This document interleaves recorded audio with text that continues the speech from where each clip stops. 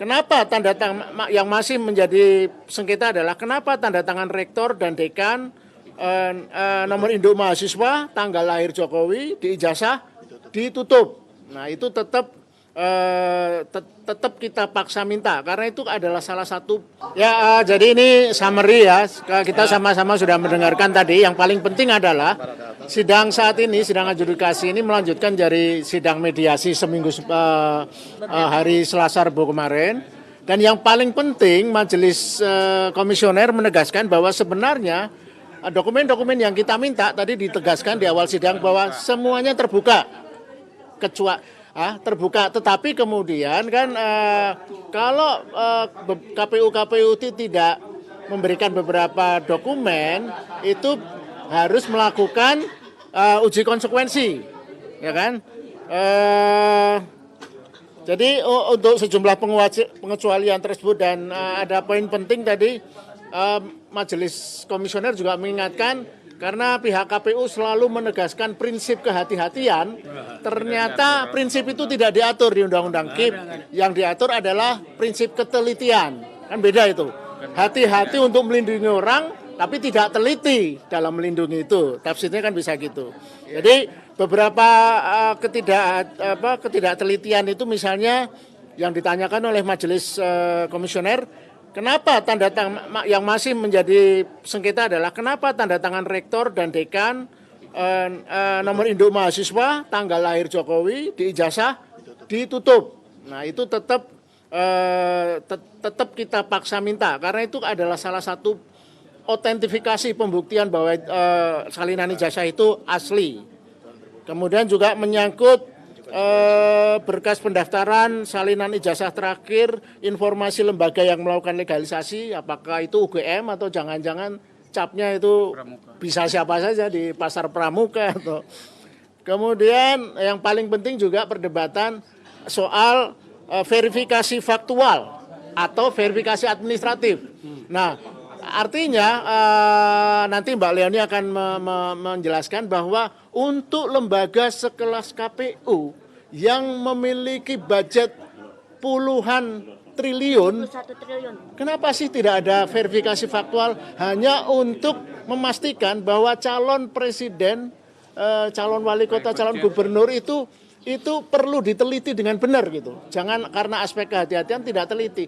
Sementara untuk menyewa private jet bisa dilakukan KPU, tapi tidak mau melakukan verifikasi faktual. Nah itu catatan kami yang perlu ditekankan ya. Kemudian kita waktu itu ada ditawarkan oleh KPU waktu sedang mediasi bahwa KPU bersedia memperlihatkan kepada kami pemohon. Tetapi kami tolak karena itu bukan urusan, ini bukan soal kami dengan KPU atau dengan Jokowi, ini persoalan publik. Kalau dokumen itu terbuka, ya jangan hanya diperlihatkan ke kami, tapi ditunjukkan secara terbuka ke publik. Nah, kemudian ada sedikit perdebatan soal tafsir pasal 17 dan pasal 18 KIP yang menyangkut hal-hal yang dokumen-dokumen yang dikecualikan. Nah, nanti bisa dijelaskan oleh Bang Petrus. Saya kira dari saya pengantar itu saja. Monggo Mbak Leoni. Terima kasih. Memang kami untuk KPU ini sangat menekankan permohonan informasi untuk dua hal. Yang pertama adalah SOP dan yang paling fatal sepertinya adalah SOP verifikasi. Karena yang ini menyangkut verifikasi ijazah dari calon pejabat publik yang levelnya nggak kaleng-kaleng. Tapi kok KPU memperlakukannya seperti suatu aturan simulasi permainan apa tuh? Simulasi yang apa ya? Pokoknya seperti apa ya? Seperti permainan aja. Jadi terlalu turun gitu loh. Sembrono. Bagaimana bisa menghasilkan pejabat yang berkualitas dengan biaya 71T, akhirnya kok dapat abal-abal tuh terlalu apa ya? Terlalu bikin hancur negara ini. Sementara untuk itu sedot dana begitu besar, KPU-nya foya-foya, nggak usah kita bubarkan aja KPU kalau begitu. Dapatnya Kalau pejabat pelongo-pelongo ya. iya, kalau nggak bisa mempertahankan tujuan dari tercapainya adalah pemimpin-pemimpin yang berkualitas, tidak hanya untuk pilkada, pilpres, tetapi juga anggota legislatif. Dan itu semoga penghindaran dari KPU menyerahkan SOP untuk verifikasi itu bukan sekedar menghindar, tapi adalah nanti akan ada pertanggungjawabannya. Begitu ya Pak ya? Ya, terima kasih. Saya tambahin sebentar soal penegasan dari majelis tadi. Yang pertama, yang dikecualikan dalam ijazah itu adalah hanya tanggal lahir. Ya, tanggal lahir. Yang lain itu tanda tangan rektor dan dekan harus terbuka. Ya, itu yang pertama. Yang kedua, kami mempersoalkan verifikasi faktual. Karena sudah ada 2 orang yang sejak awal mempersoalkan ijazah Jokowi. Diduga palsu, ya, 2 orang seperti Bambang Tri sama Gus Nur. Nah, KPU tidak melihat dari sini. Dan pentingnya verifikasi faktual ini sebenarnya juga karena suburnya penggunaan jasa palsu di kalangan pejabat publik. Dan itu sudah ada jurisprudensinya, sudah ada kepala daerah yang masuk penjara gara-gara menggunakan ijazah palsu. Tapi KPU disayangkan mereka tidak melakukan verifikasi faktual. Nah, itu aja sih penegasan dari saya. Terima kasih.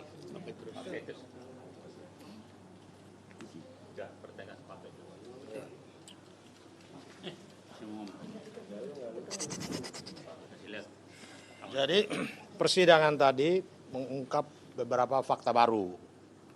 Pertama, badan-badan publik ketika melayani permohonan dari masyarakat terkait informasi mengenai ijazah Jokowi, mereka langsung menolak dan menyatakan keberatan untuk memberikan itu dengan alasan sebagai informasi yang dikecualikan. Tetapi penetapan bahwa informasi yang dikecualikan itu tidak didahului dengan uji konsekuensi. Padahal menurut ketentuan peraturan perundang-undangan yang tadi juga sudah ditegaskan oleh majelis, bahwa uji konsekuensi itu ada 3 tahap. Ya. Tahap awal sebelum masyarakat meminta, tahap kedua pada saat masyarakat meminta, tahap ketiga pada saat persidangan kalau misalnya terjadi sengketa. Nah, KPU menyatakan bahwa mereka baru melakukan uji konsekuensi pada November 2025.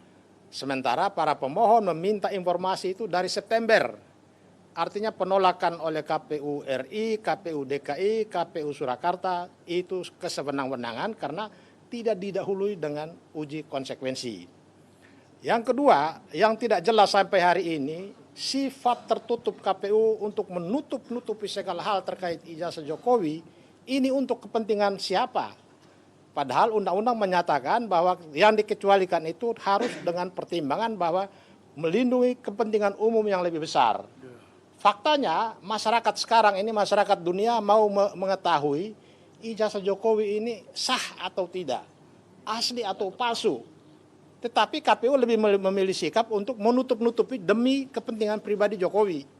Ini yang terjadi perbedaan kepentingan antara yang dimohon oleh pemohon mewakili masyarakat yang punya keingintahuan yang sangat besar, sementara dari posisi badan-badan publik ini semata-mata melindungi kepentingan pribadi Jokowi. Kemudian juga yang tidak dijelaskan, yang namanya dokumen para calon, entah itu presiden, wakil presiden, dan lain-lain, masuk ke KPU itu barang ini terbuka. Semua tangan sudah menjamah, semua mata sudah bisa melihat, mulai dari disuruh pegawainya fotokopi, KPU juga memperbanyak, partai politik juga memperbanyak. Lalu sifat rahasianya di mana? Di KPU ada tim lagi yang mengecek satu persatu. Kapan letak dokumen ini sebagai informasi yang dikecualikan?